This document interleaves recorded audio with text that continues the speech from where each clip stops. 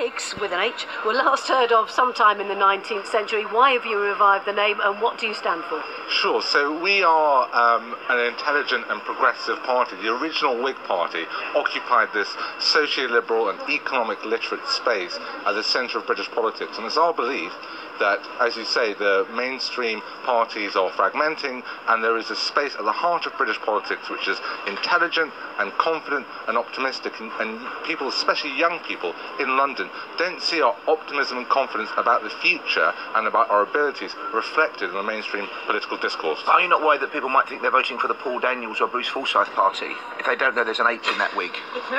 Well, thankfully there is an H in the Whig. If we can go back to you, Nancy, as well, you might all have a view on this one. What's the problem with actually joining a party, the party closest to your political views, and inviting change from within, working within a party that has got a snowballing Hades chance of winning an election or winning a majority, when you could be working inside the party and trying to get it closer to what you think its origins were? Well, Tony Blair completely changed the Labour Party, drove all the socialists like myself out, and that led to the Iraq War, privatisation of the NHS. And yet people say Miliband is moving back towards the left and the unions. Well, it's a nonsense, isn't it? I mean, they've signed up to £30 billion worth of cuts. They walk through the lobbies with the toys. But I'd just like to make this point.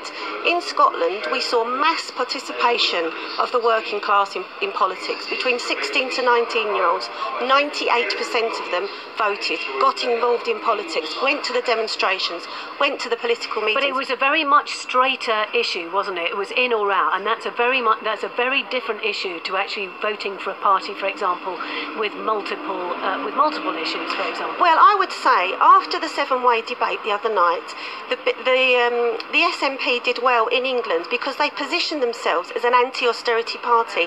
In Scotland, it was the anti-austerity mood. It was the fight back against cuts, which the trade unionist and socialist coalition stand on.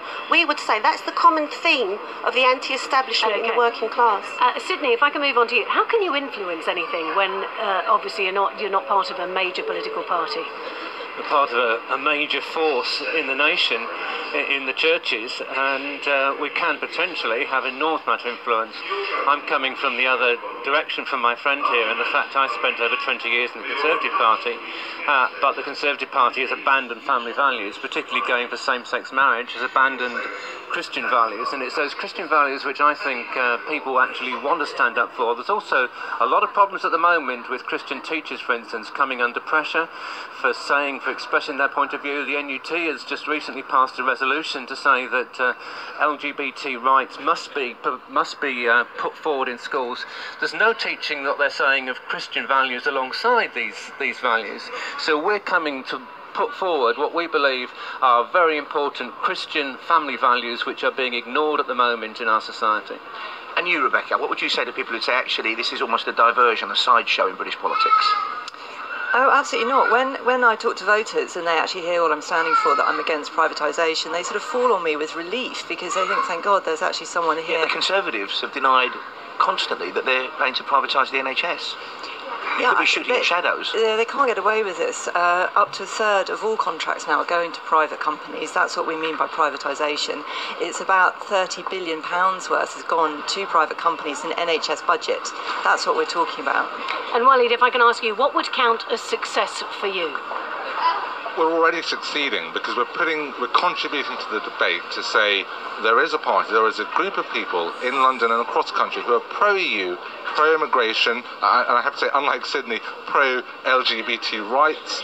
Which is lesbian, gay, bisexual and transgender. Thank you, and pro-gender equality, and all of these things that are falling through the cracks of the debate, or that side of the debate isn't being heard, we're contributing to the debate. It's not about winning seats necessarily, it's about having our voices heard.